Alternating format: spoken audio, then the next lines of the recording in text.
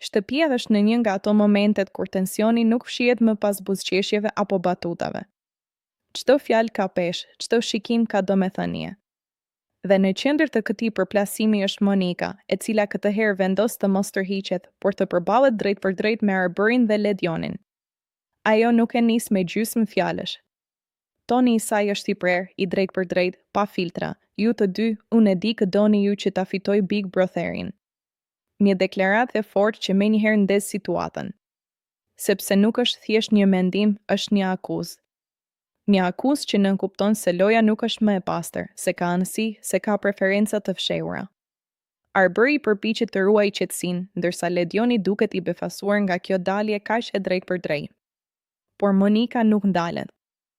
Ajo vazhdon, duke e thelluar edhe më shumë përplasjen. Ju nuk e doni mirin të fitojë. Jeni kundra tij. Fjalët bien sigur në mes të dhomës.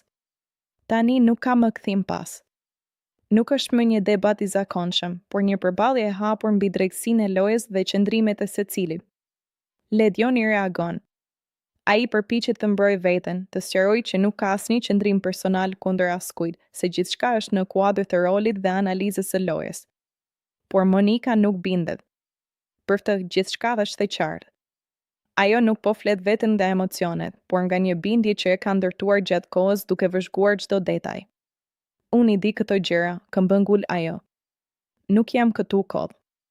Arbëri ndërhyn duke u përpjekur të ulë tensionin dhe të rikthejë diskutimin në një nivel më racional.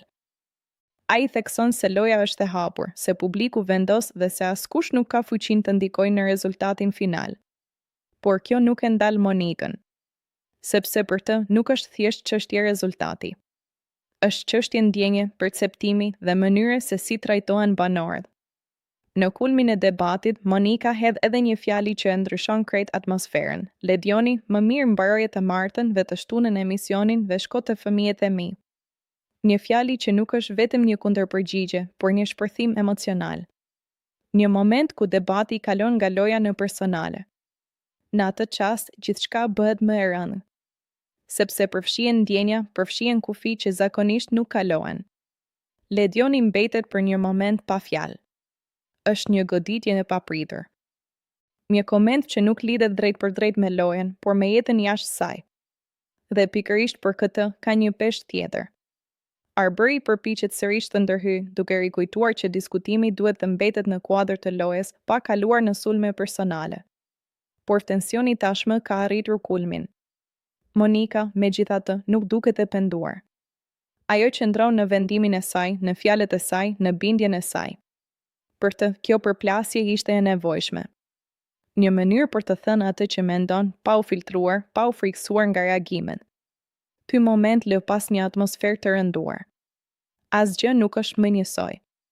Marrëdhëniet ndryshojnë, perceptimet ndryshojnë dhe loja hyn me një fazë edhe më të tensionuar. Sepse ndonjëherë nuk janë vetëm nominimet apo votat që ndryshojnë rrjedhën e një formati të tillë. Janë këto përplasje. Këto momente të sinqerta, të ashpra, të papritura. Dhe kjo përballje mes Monikës, Arbërit dhe Ledionit do të mbetet si një nga ato momente që ndan lojën në para dhe pas.